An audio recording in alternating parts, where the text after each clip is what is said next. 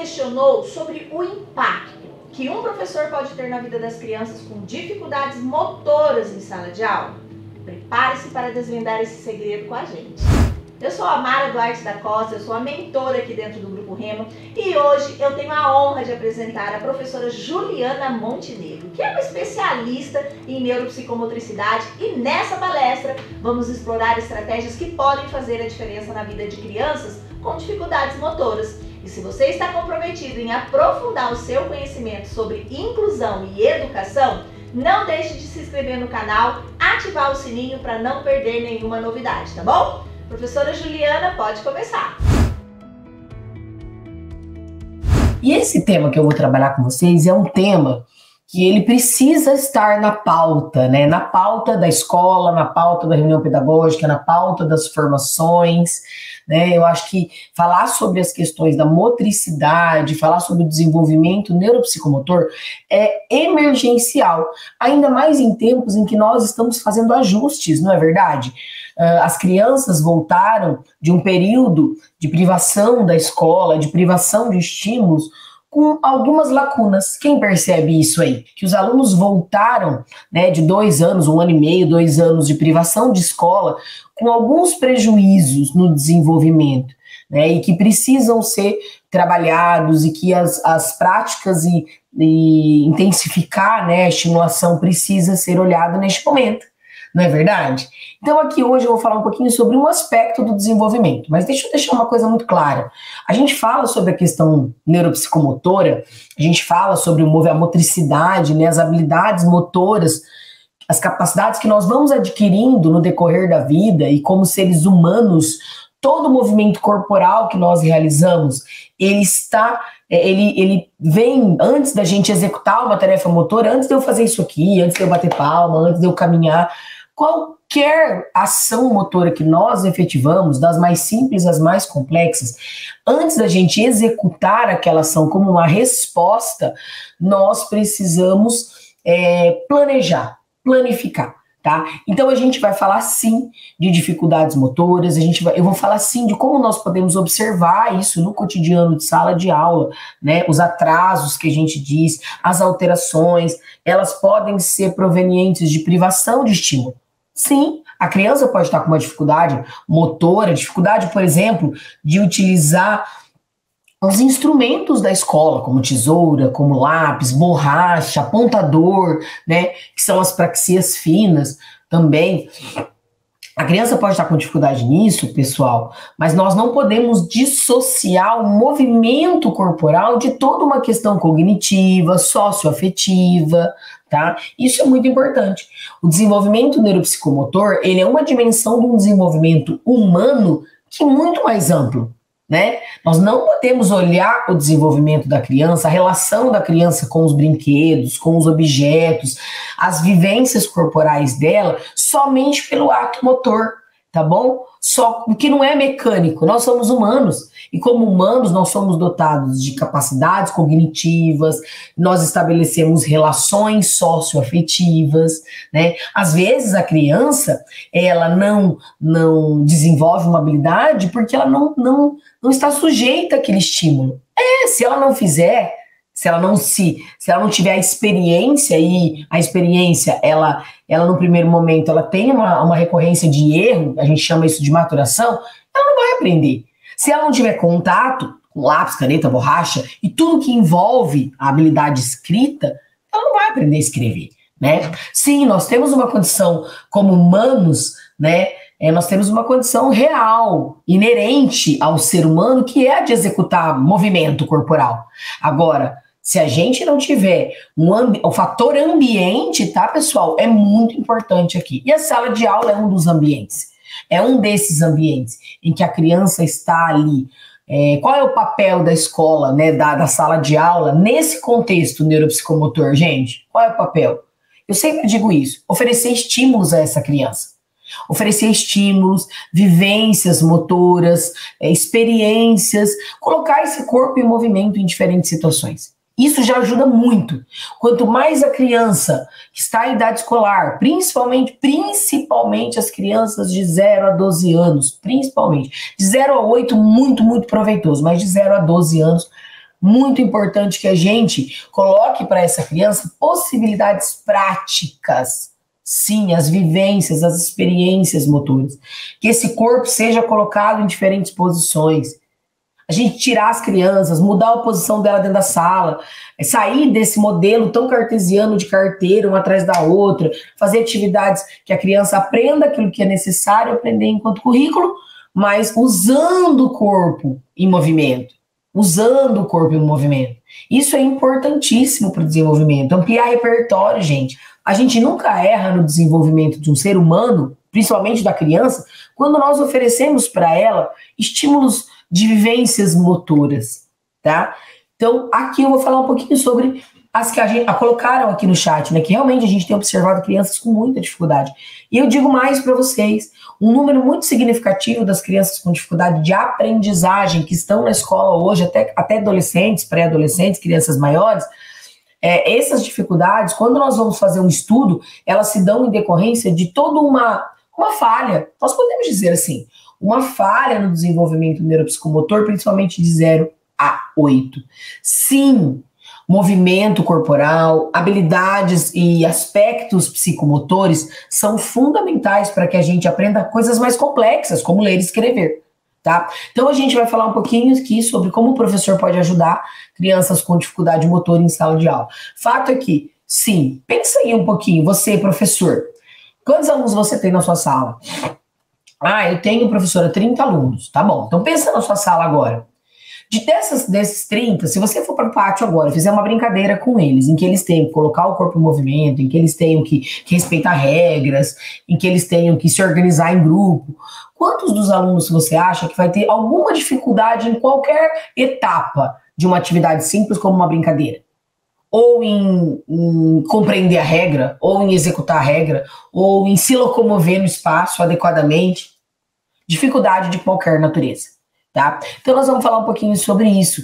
Agora, uma coisa é aquilo que eu sempre digo, uma coisa a gente nunca vai errar, que é você oferecer à criança, tá, estímulos dentro daquilo que ela precisa. Professora, mas como é que eu vou saber o que ela precisa? Por isso eu começo a minha fala com um aspecto que nós precisamos entender.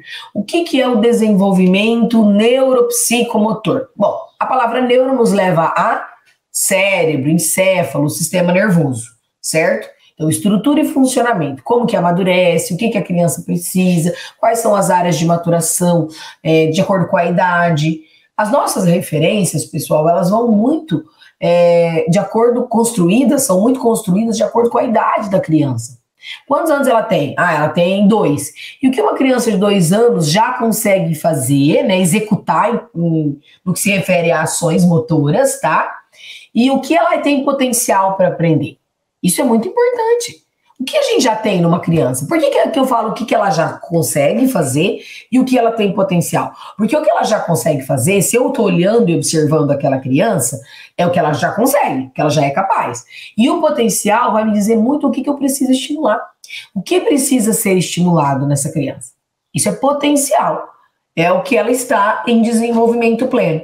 Então, um aspecto muito importante, sim, para professores e equipe escolar, é conhecer aspectos do desenvolvimento neuropsicomotor, que é processo em que a criança, sim, gente, a partir de, olha aqui, eu vou até grifar aqui essa palavra, porque às vezes eu tenho, né, estímulos. Às vezes as pessoas falam assim, não, professora, vai aprender. Não, gente, precisa de estímulo. E eu tô falando de qualquer tipo de estímulo, existem infinitas possibilidades de estímulo. A criança vê o outro fazendo, é um estímulo. Então, assim, é um processo, desenvolvimento neuropsicomotor. A partir de estímulos, a criança vai adquirindo habilidades. Lembrem-se, ela adquire, tá? Tem um período de maturação.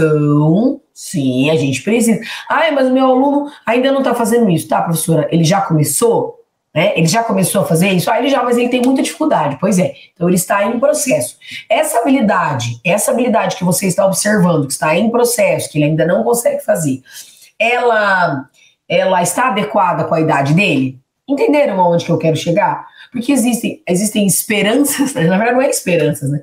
Existem ansiedades de que a criança faça determinada tarefa motora ou execute determinada coisa, como escrever, por exemplo, muito antes de uma condição em que ela está pronta para isso, em que ela reúne as habilidades neurológicas, psíquicas, neuropsico, né, motoras. Então nós precisamos de um conjunto de habilidades para que a criança desenvolva uma aprendizagem, uma habilidade mais complexa. Então sim, desenvolvimento neuropsicomotor, galera, é um conjunto. Aqui nós estamos falando de tonicidade, vai anotando aí um resuminho, capacidade de contração e relaxamento, né? Para ter controle motor, nós temos que ter um nível de tonicidade, tá? Equilíbrio estático, parado, como eu estou aqui sentado, como você está aí na sua postura, ou em deslocamento. Então, tonicidade, equilíbrio, que está lá na porção mais primitiva do encéfalo, tá? Lateralidade, sim, ela reconhece direito os dois lados. Primeiro ela começa usando, né, gente? Primeiro ela começa usando. Então ela usa os dois lados do corpo. Depois ela vai entendendo que ela tem um lado direito e um lado esquerdo. Depois ela vai nomeando esses lados. Tá vendo como alma? Depois ela coordena os dois lados numa tarefa motora, tá? Então, vocês entendem que, assim, para a criança é muito importante toda essa progressão, né? Todo esse caminho. Aí nós temos, então, tonicidade, equilíbrio, estático e dinâmico, certo? Aí, lateralização, ok? Noção de corpo, é a criança entender o corpo dela. Eu sempre digo assim, pessoal, como é que a criança vai entender o mundo se ela não entende o corpo dela? E o que é entender o corpo? É conhecer as partes. Professor, uma criança de 6 anos, sim, ela já conhece, já nomeia mais de 20 partes do corpo dela, é o que se espera. Ela já nomeia e já mostra. Isso é desenvolvimento neuropsicomotor típico, tá? Ela já nomeia nela, já nomeia no outro, já mostra nela, já mostra no outro. Então fazer essas brincadeiras de reconhecimento, esquema corporal, sabe? Eu saber nomear as partes do corpo. Mão na cabeça, mão no joelho, mão no pé, cotovelo na coxa. Sabe essas brincadeiras assim? Elas são importantíssimas para o repertório da criança. Mão na parede, pé no chão, bumbum na cadeira. Ou a cor, por exemplo, tá vendo? Já é atividade que você pode trabalhar, que são simples, você pode trabalhar dentro da sua sala de aula e que vão ajudar a criança a ter noção desse corpo, a perceber esse corpo conscientemente. Além de lateralidade e noção de corpo, tonicidade e equilíbrio, nós temos a estruturação espaço-temporal. Espacial é relação com o espaço, meu corpo em relação ao espaço, aos objetos, ao outro. Sabiam que isso é muito importante para a criança aprender a ler e escrever? Porque a letra muda de posição, muda o som. Olha o P para o B. O P para o B, o P, o risquinho, né? É para baixo, o B para cima, enfim. Tá vendo? Isso é uma questão de estruturação espacial e lateralidade. Então é muito importante, tá? Muito importante.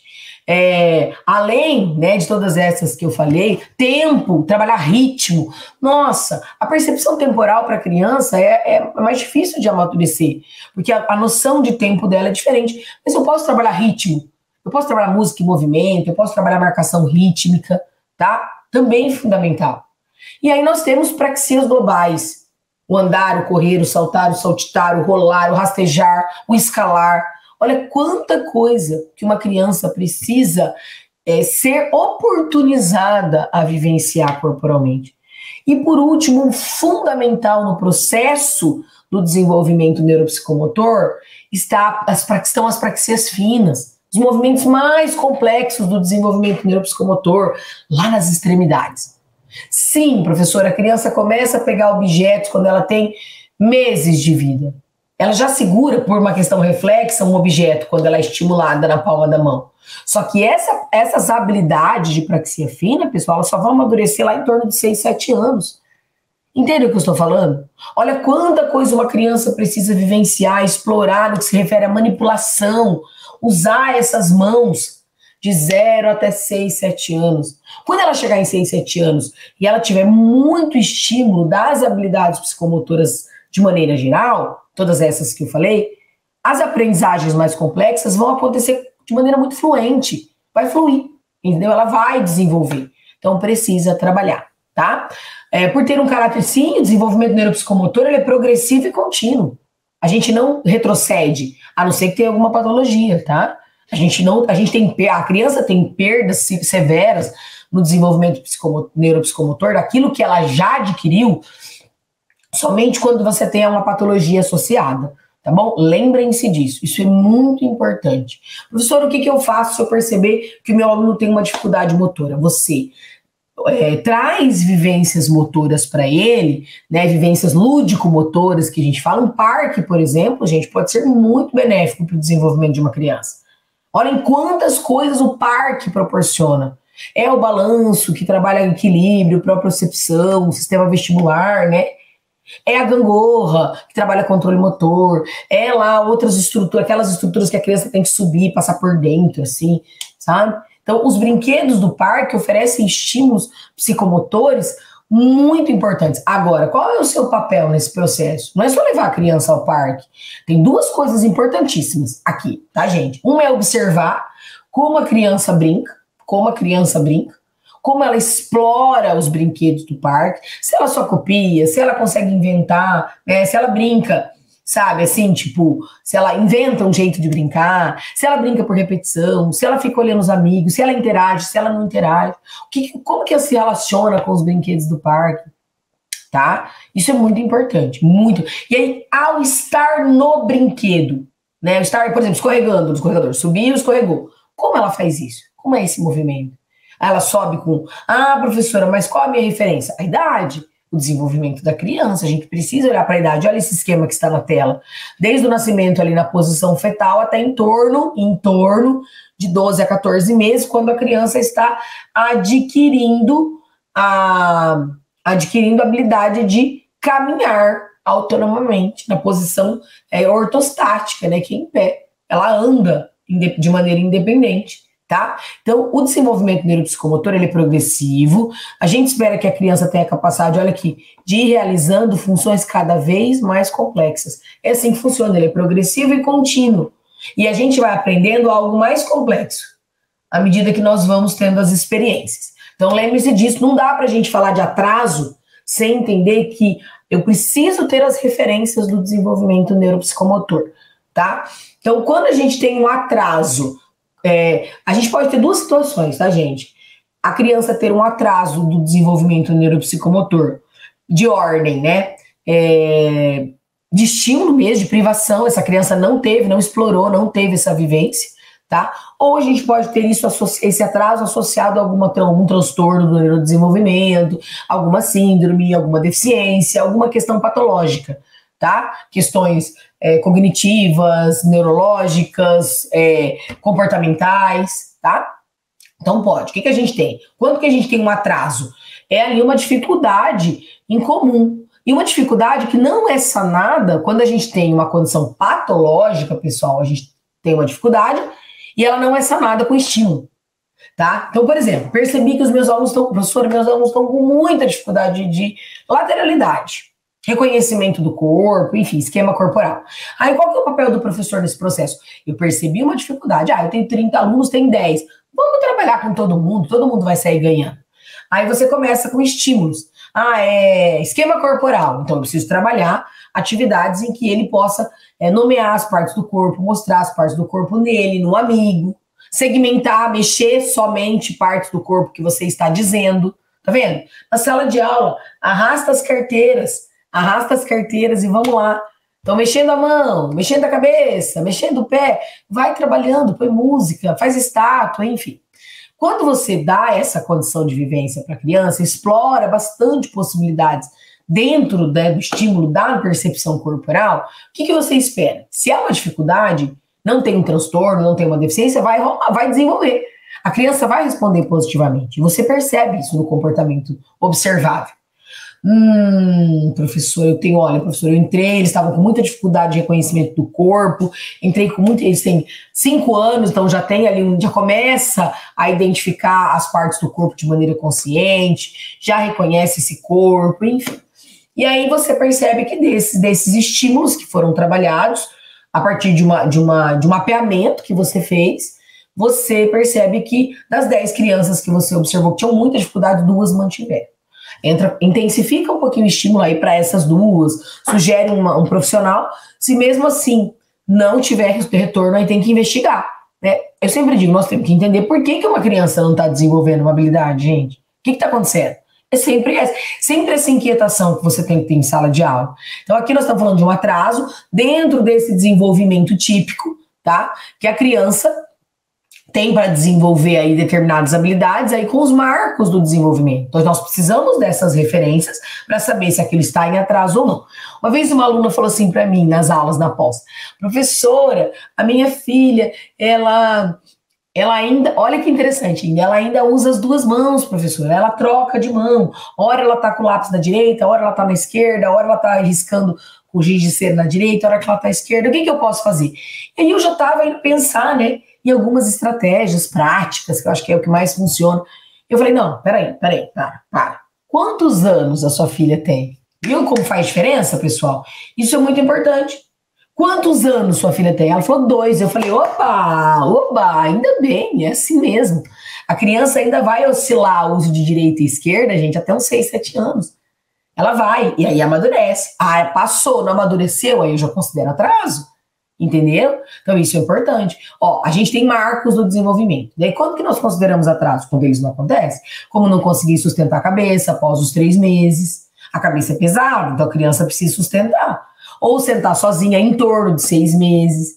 Aí olha lá, ó, não conseguir formar frases aos 2 anos. Você fala assim, professora, mas como assim formar frase aos 2 anos? Gente, a criança com 2 anos, ela vai formar frases monossilábicas, mas que a gente já vai conseguir entender. Por exemplo, mamã, da água, nenê, sabe?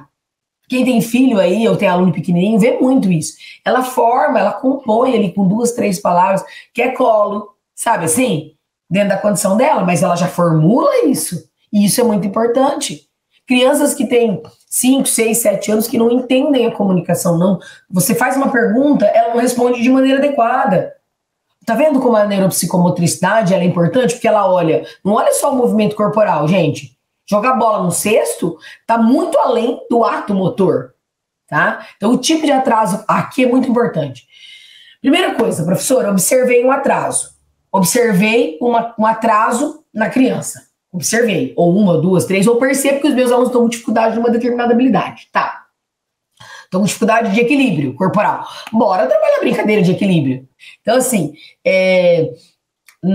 eu vou entrar com estímulo. Eu vou entrar com estímulo, só que é muito importante, tá? Gente, se a criança está com dificuldade motora, se ela não está conseguindo desenvolver as habilidades motoras dentro daquilo que é esperado para a idade dela, tem que ter alguma coisa interferindo. Inquiete-se. Ou é privação de estímulo, aí a gente consegue resolver com estímulo, ou é alguma condição patológica, pode ser, a causa pode ser, olha lá, desde paralisia cerebral, uma hipotonia, falta de estímulo e fatores orgânicos e ambientais. Gente, como nós temos crianças com perfil hipotônico, baixo tônus hoje em dia, sabe? Criança que não tem força para executar as tarefas. O que eu faço? Bora colocar essas crianças aí com 2, 3 anos para subir escada, para pular em colchão, para levantar e abaixar, para andar em 4 apoios. É isso que vai desenvolver tonicidade de corpo inteiro. Beleza? Então é mais ou menos por aí o caminho. Aqui eu trouxe um mapa mental que eu achei muito interessante com essa historinha que eu contei para vocês, que é do desenvolvimento neuropsicomotor. Gente, eu estou aqui para falar para vocês, para anunciar para vocês uma pós-graduação aí, especialistas, vocês serão especialistas em neuropsicomotricidade. Vocês têm noção que é você ser especialista em neuropsicomotricidade? Ou seja, você vai entender de sistema nervoso, estrutura e funcionamento, você vai entender da relação entre o movimento corporal e o desenvolvimento psíquico da criança, o desenvolvimento neurocognitivo da criança, tá? Você vai entender do movimento corporal. E aqui eu trouxe, é um mapa que traz ali, ó, 1 mês, 2 meses, 4 meses, 6 meses, 9 meses, 12, 15, 18. Aspectos que são importantes que uma criança faça com essa idade. Sim, fazem parte do neurodesenvolvimento. É fundamental. Por exemplo, uma criança aos 2 meses, ela já segue os objetos com o olhar. 2 meses. Ela já emite os sons guturais, que é aqueles sonzinhos, né? O agu, tá? Observa rostos. Gente, ela não enxerga ainda. Ela não tem é que não enxerga, né? Não tem acuidade visual, né? Ela tem ainda, com 6 meses é que a criança tem uma capacidade de acuidade visual bem completa, tá? Eleva a cabeça e ombros na posição em prona, reage a sons. Com 4 meses, ela já sustenta a cabeça, ela já grita. Sabe por quê, gente? Porque com 4 meses, a criança sai do movimento reflexo e vem para o movimento intencional. Ó, tá vendo? Com 9 meses, ela já faz a pinça, tá vendo? Posição aqui, ó, posição polegar indicador. Lembra que eu falei? Com 9 meses ela faz a pinça. Quando que amadurecem as praxias finas? Porque não é só pinça. Lá com 6, 7. Com 12 meses ela já segura o copo e a mamadeira. Até antes disso, às vezes, se tiver estímulo. Tá vendo? Que o cérebro responde legal aos estímulos, tá? Com 15 meses ela já começa, a gente, né, coloca aí, né, o andar sem apoio entre 12, a gente coloca, galera, entre 12 até 18 meses tá em processo, né, de aquisição e amadurecimento do andar. A criança ainda anda de base alargada, depois ela vai ajustando, com 15 meses ela faz torre. Por que isso é importante? O que faz no cérebro de uma criança empilhar objetos? E aí uma dica que eu dou para vocês, se a criança é menor, trabalhe com objetos de pega mais ampla, tá? Objetos maiores, peças maiores. Conforme a criança vai crescendo, você vai diminuindo a peça, tá? Você vai diminuindo a peça. Por exemplo, quebra-cabeças. Então lá para criança pequenininha, tem que ser quebra-cabeças com menos recortes mais simples e peças maiores. Por exemplo, aqueles quebra-cabeças que tem pecinha de madeira maior. Conforme a criança vai crescendo, aí sim as peças podem ser menores, os recortes podem ser mais complexos. Estão vendo? Então é isso que a gente chama de complexificação da tarefa, tá? Então a criança, vocês vão ver lá na pós o quanto é importante. Você fala assim, senhora, vai fazer torre, empilhar, nossa, o tanto de coisa que a criança desenvolve neurologicamente e do ponto de vista psicomotor. Quando ela empilha objetos, tá? Com 18 meses, ó, ela já rabisca, ela já nomeia objetos, ela já fala 10 palavras, tem muito mais aqui desenvolvendo. E com em torno de 2 anos, gente, muito importante essa fase. Para nós, psicomotricistas, nós dizemos assim, ó, de 0 a 3 anos é muito importante o desenvolvimento da criança. É a etapa do corpo vivido. O que é a etapa do corpo vivido? Gente, é uma etapa em que a criança explora o ambiente, explora os objetos. E pelo menos é isso que a gente tem que oferecer para ela. Tá. O que a escola faz em termos de estimulação? Resgata esse período. Porque pode ser que ela não tenha tido as vivências que foram fundamentais. Então, bora colocar esses alunos para se movimentar. O corpo é movimento. Aí eu coloquei aqui, até para facilitar essa identificação de vocês, porque é assim, eu tenho o desenvolvimento neuropsicomotor, os marcos do desenvolvimento neuropsicomotor típico, que é um conjunto de aquisições que a criança vai aí tendo no decorrer da infância, tá? Então são habilidades que ela desenvolve com determinada idade, certo? Esse é um aspecto.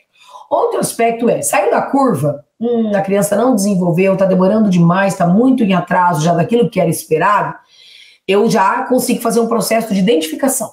Por isso que eu trouxe crianças com dificuldade motora, e aí sim, gente, existem transtornos do neurodesenvolvimento associados a questões motoras, os transtornos motores, tá? Agora, o fato é que a estimulação, gente, ela nunca vai ser jogada fora.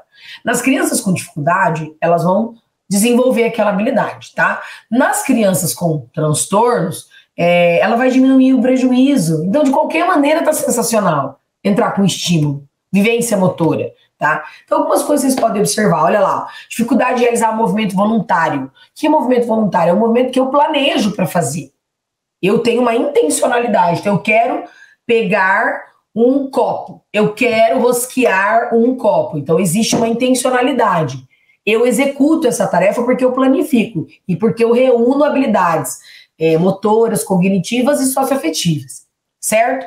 Tá, então eu executo a tarefa. A criança com dificuldade motora, ela tem dificuldade de fazer isso. Ela tem dificuldade de executar, às vezes, o movimento que você orientou ela a fazer. Problemas de equilíbrio. Aí lembra, equilíbrio estático, parado num pé só, os 2 pés no chão, aviãozinho, sentar no chão e erguer os pés e as mãos, tá bom? Ficar de joelhos, equilíbrio estático. E equilíbrio dinâmico, andar sobre uma linha, andar numa mureta, em deslocamento, andar de costas. Observa crianças que caem demais. Tem criança que tem tanta dificuldade de equilíbrio corporal, tonicidade, que ela cai sentada, pro lado na cadeira, tá? Dificuldade em coordenar. Ó, percepção visual e movimento, visomotor. O que é isso? Por exemplo, eu vou, olha lá, pegar bolinhas com a minha mão, coloridas, e pompons, e vou colocar dentro de potinhos associando a cor. Então vai ter ali na minha frente um potinho vermelho, um potinho azul, um potinho amarelo, um potinho verde. E um monte de pompons. Eu vou pegar os pompons e vou colocar distribuindo por cor. Isso eu guio o movimento pela visão. Eu preciso tanto de uma percepção visual quanto de uma condição motora para executar. Então pode ter dificuldade, observa isso, tá? E para identificar. Coordenação motora fina, sim, as praxias finas muito prejudicadas. Força de mão e dedo, a pinça, polegar, indicador. Manipular objetos, gente, não consegue manipular objetos com destreza. Então são indícios. Muita queda, trombada em pessoa, em parede, tá andando no pátio, tem um amigo assim, ao invés de desviar, não consegue desviar, tromba no amigo, isso é percepção espacial, muito importante. Então, alguns aspectos, dificuldade em excesso para segurar objetos, para ficar segurando, para manipular, para torcer alguma coisa, então a gente tem na dificuldade motora isso. Problemas de orientação espacial, por exemplo, a orientação espacial, a gente trabalha muito com conceito, tá, gente? Perto, longe, em cima, embaixo, para frente, para trás. Só o fato de você falar para a criança assim, eu vou falar alguma coisa, vou dar um comando, eu adoro essas brincadeiras de comando verbal e resposta motora, porque a entrada é auditiva, né, ou comando visual, e você vai executar. Então, eu vou falar, pula, 2 para frente, a criança tem que pular, 2 para frente, 2 para trás. Aí, se já for maiorzinha, 2 para a direita, 2 para a esquerda. Se não, para um lado, para o outro, tá? Passar por baixo de uma carteira, passar por cima de uma carteira, tá vendo? Tudo isso é conceito espacial, tudo isso. Então, aqui a criança vai ter muita dificuldade, quando ela tem um perfil aí de dificuldade motor. Dificuldade de fala, claro, falar é motor. Falar depende, sim, de toda uma condição neurológica, mas eu dependo do processo de construção do movimento lá na minha mente, tá? Meu cérebro, para que ele seja executado. E a gente fala de maneira organizada porque a gente tem uma condição neurológica e motora. Dificuldade de realizar tarefas simples. Aqui a gente pode falar das AVDs, como vestir uma roupa, calçar um sapato. Gente, a gente não espera que uma criança de 2 anos, 3 anos amarre um cadarço numa condição típica, tá? É isso. A gente espera que ela vá começar a fazer nó ali com 4 anos, por aí ela começa a fazer nó, aí ela faz a laçada, em torno de 8 anos ela tá fazendo aí uma amarração de cadarço, se for bem trabalhado, isso, bem estimulado, mas até 10 anos espera-se que ela já consiga fazer a amarração do cadarço, tá? Então, essas atividades do cotidiano, elas são muito importantes. Ah, professor, olha como é sério isso. Ah, professor, meu aluno não consegue. Tá, mas ele teve a vivência? Ele teve a oportunidade? Porque às vezes ele não consegue porque ele nunca fez. Alguém sempre fez por ele. Então pensem sobre isso, tá? Aqui eu coloquei para vocês que eu acho que é fundamental. Esse esquema vai estar presente nas aulas, esse esquema vai estar presente nas discussões aqui, também nos congressos, nos eventos. Por quê? Porque aqui eu tenho um conjunto de fatores neuropsicomotores que a criança desenvolve de 0, né, do nascimento, até 8 anos completos. Completou 8 anos, essa criança já tem aí muito maduro um repertório motor, tonicidade, equilibração, lateralização, noção de corpo, estruturação espaço-temporal, para que ser global, para que ser fina. Aí você fala, professora, então essa criança ela precisa de tudo isso? Sim, ela precisa de tudo isso para ser no mundo, para estar no mundo. Tá? E sim, muitas vezes, gente, a dificuldade da criança lá em torno de 8, 9, 10 anos está associada a falhas desse processo aqui. Então, eu trouxe algumas dicas aqui, mas a gente nunca vai falhar quando você entender dos aspectos do desenvolvimento típico da criança e oferecer estímulos para ela, de vivências motoras diversificadas, tá? É aquilo que eu falei para vocês, esse esquema aqui, por exemplo, ela é bem grandona o nome, tá? Eu vou falar de cada um. Fatores neuropsicomotores, vamos falar disso aqui. Nós vamos falar um por um, associando isso a estrutura e funcionamento neurológico. Sim. Então a gente vai falar da relação entre a tonicidade e a condição neuroemocional, tá? Isso é fato. O bebezinho lá, quando é o tono, acho muito legal isso, né? Valon já dizia isso, que ela, olha que interessante, ela tem uma necessidade, aí vem o choro, que ela contrai todo o corpo dela. Aí é resolvida aquela necessidade e tem o relaxamento. Isso é controle de tônus, tá? É exatamente assim. A criança tem uma necessidade, ela chora, ela contrai, ela se incomoda, ela se inquieta, ela contrai toda a musculatura. Aí aquela necessidade é atendida. Ela relaxa, geralmente depois de um momento em que a necessidade do bebê é atendida, ele dorme, porque ele relaxou, tá? Então, olha só, tá vendo? O tônus está presente desde o início da vida, e é muito importante a gente verificar, tá? E vai caminhando, lá na pós nós vamos explorando, então fatores neuropsicomotores, o equilíbrio corporal, por exemplo, com o desenvolvimento neurológico, a maturação de partes do corpo importante, e do cérebro também. A lateralização, que é uma coisa que pega. Quando eu vou falar de lateralização na aula da pós, eu falo, gente, vamos lá. Vem aqui que agora o bicho pega. Por quê? Porque eu vou falar de que não pode induzir o lado da criança, não pode induzir. Não existe mão certa. Tem um fator genético envolvido, tem uma questão de maturação dos hemisférios cerebrais, imbricado no desenvolvimento da lateralização.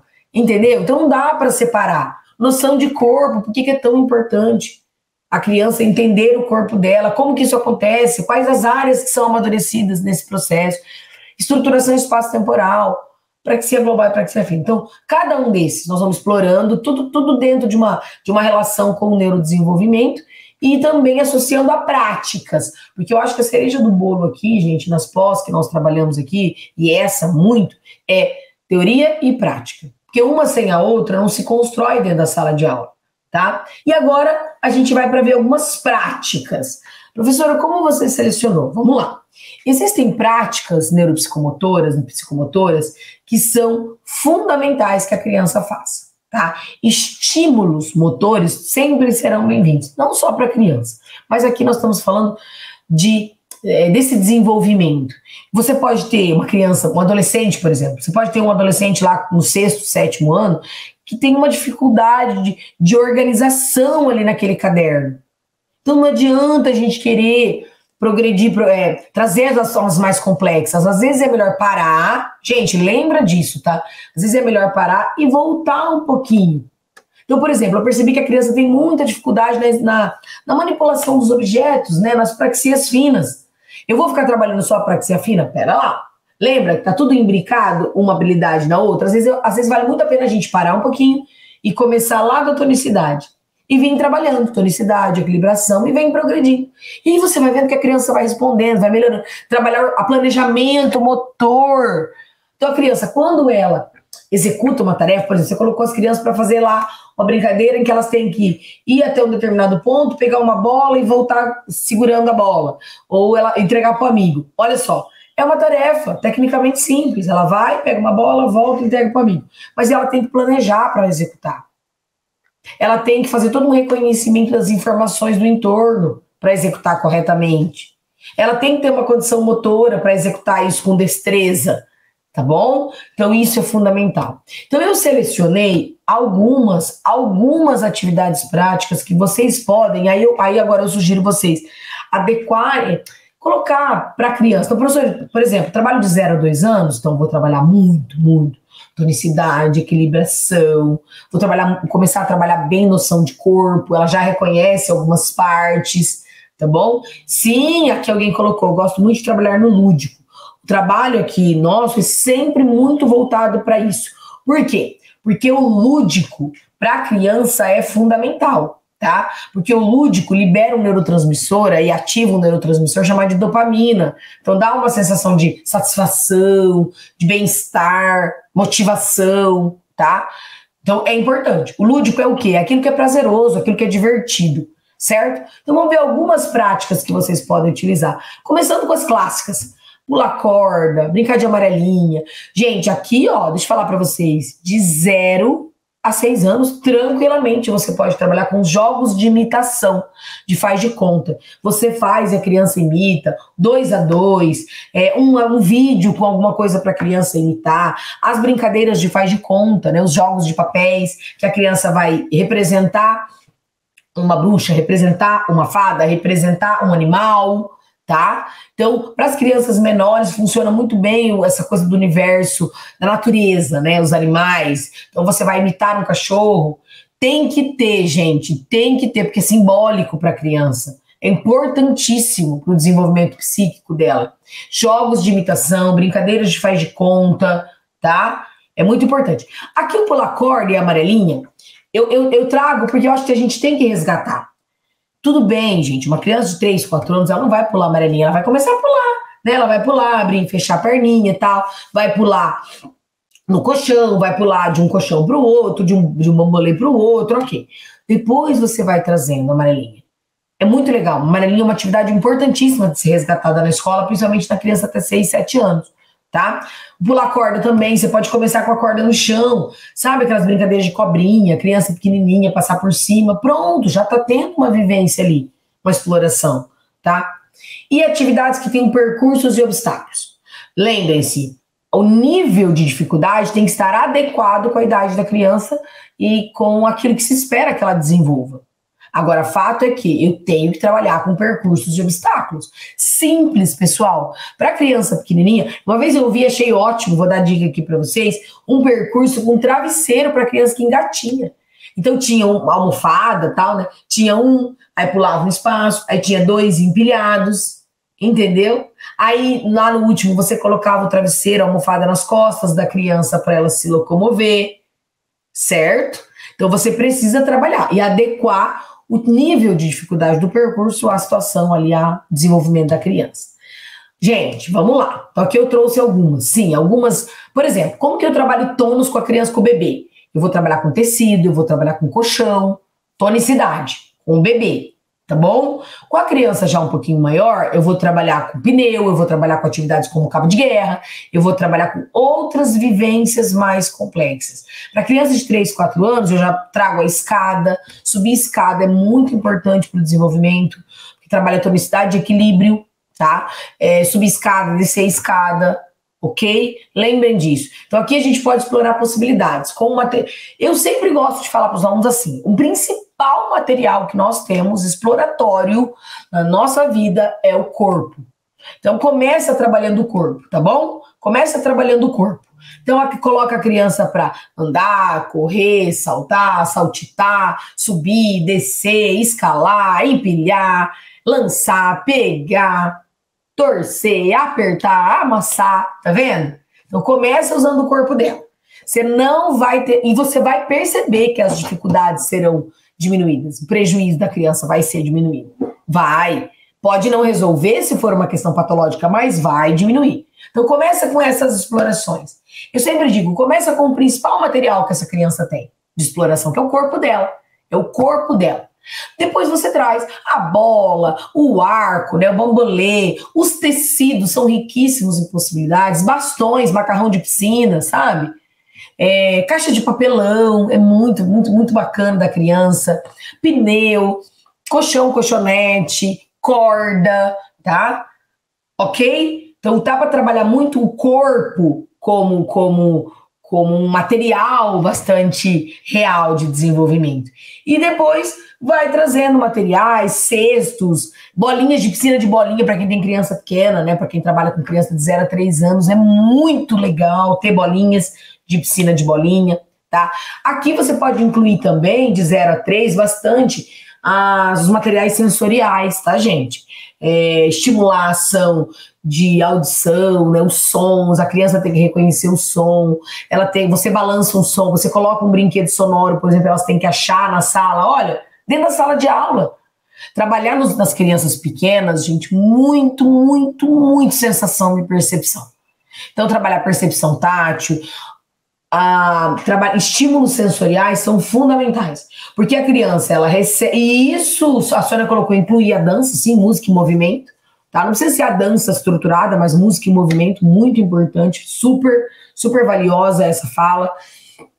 E aí, assim, lembre-se, percepção auditiva, trabalhar os sons, discriminação auditiva, acuidade auditiva, percepção visual, trabalhar com imagens para a criança identificar coisas, encontrar elementos na imagem, achar erro, muito importante, tá? Percepção tátil, trabalhar texturas, temperaturas com essa criança, tá?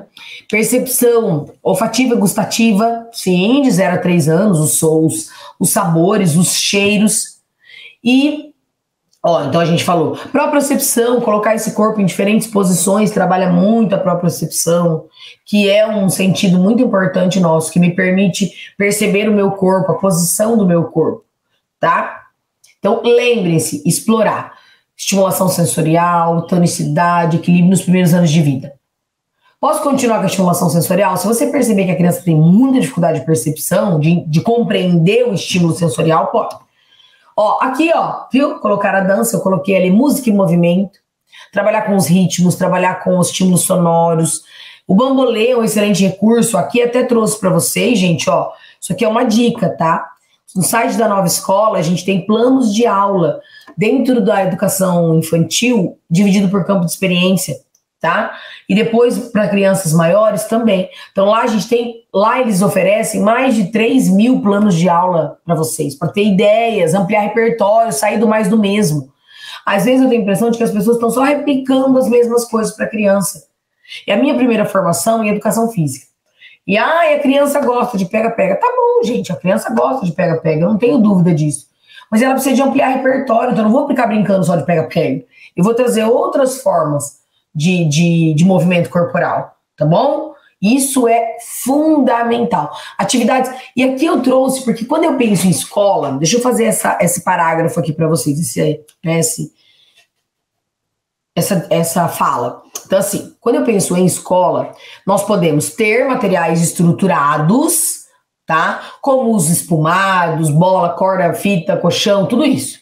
Mas a escola pode não ter material estruturado também. E aí, aonde eu devo trabalhar? No material não estruturado, como caixa de papelão, caixa de ovo, garrafa PET. Muito legal, muito legal.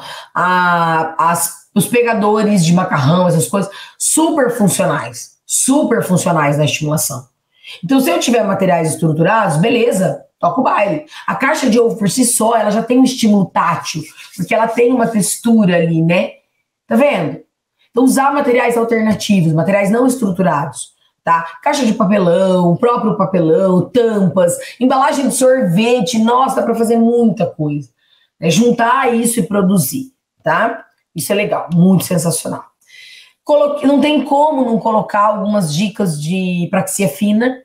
Quando, professora? Eu posso trabalhar enfiagem com a criança a partir dos 2 anos, que é essa aqui, que é quando a criança ela tem um objeto e ela tem que colocar o fio dentro.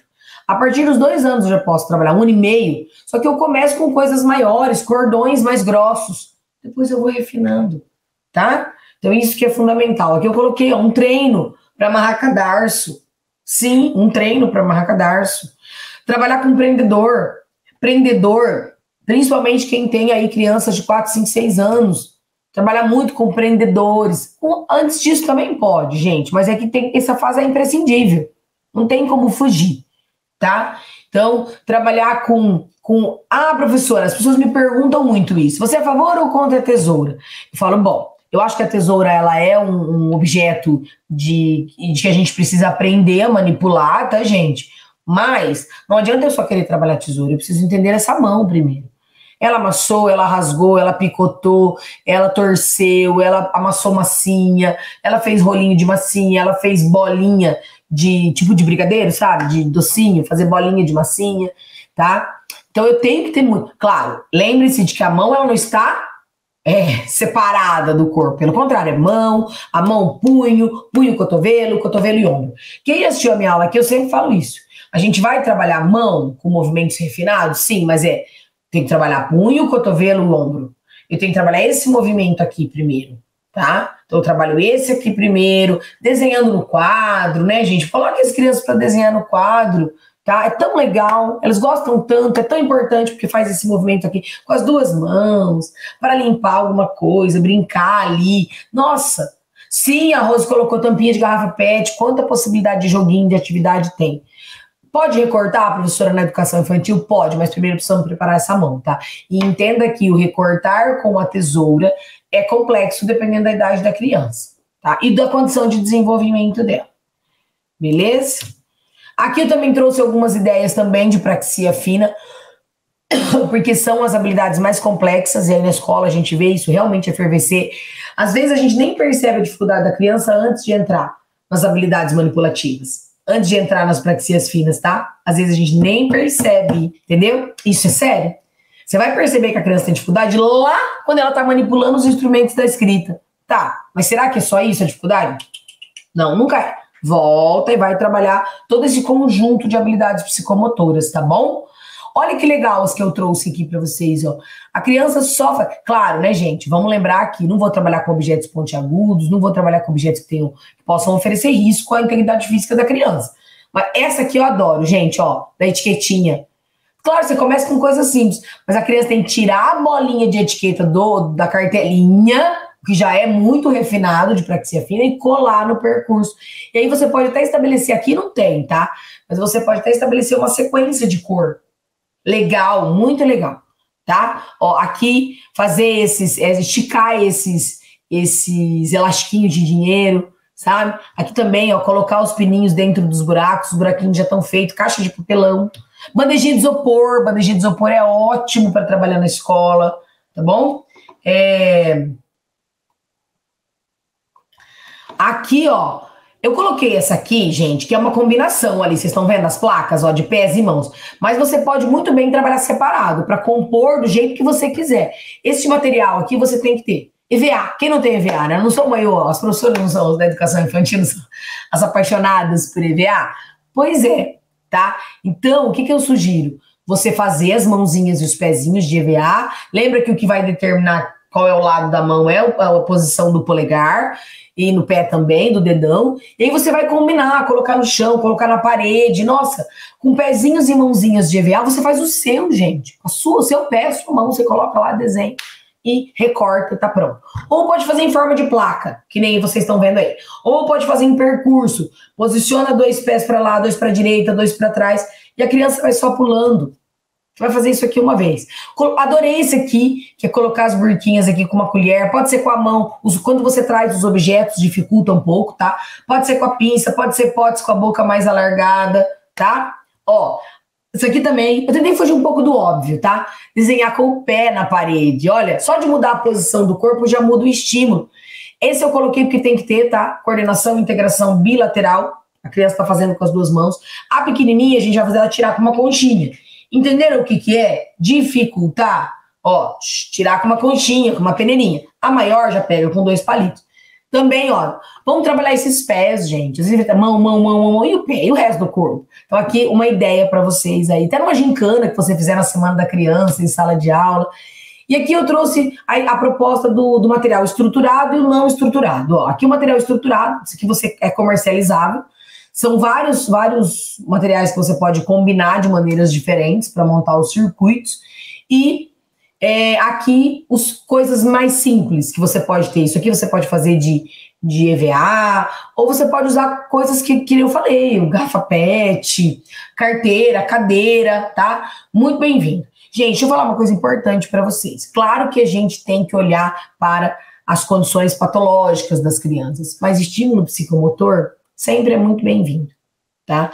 Temos crianças, sim, com níveis de dificuldade mais acentuados por conta da condição, como o autismo, como, né, o TEA, aí, né, a síndrome de Down, elas vão ter. Aí o que eu sugiro para você quando você tiver um aluno com diagnóstico? Primeira coisa é dar uma pesquisada, o que significa esse diagnóstico. Por isso que a formação vai fazer toda a diferença. Então eu trouxe algumas dicas aqui que eu considero fundamentais, que vocês trabalhem, podem explorar com variação, tá? É muito importante, e lembrem-se, quanto menor a criança, mais simples, e quanto mais ela vai crescendo e desenvolvendo habilidades, mais você tem que ir complexificando a tarefa. Usem coisas que vocês têm em casa, usem coisas que vocês têm dentro da sala de aula mesmo, o próprio espaço da sala de aula, tá bom? obrigado por assistir até o final. E se você gostou desse vídeo, então não se esqueça de curtir e compartilhar com seus amigos. Isso ajuda muito a gente a disseminar o conhecimento para muito mais pessoas. E se ficou alguma dúvida ou sugestão, pode deixar aqui embaixo nos comentários que teremos o maior prazer em responder. Eu adoro quando vocês contam as histórias de vocês em sala de aula, porque isso enriquece muito a discussão. E aqui na Rema, o conhecimento não tem fim. Quer saber mais? Clique aqui no vídeo que está aparecendo na sua tela para aprender ainda mais. Até a próxima!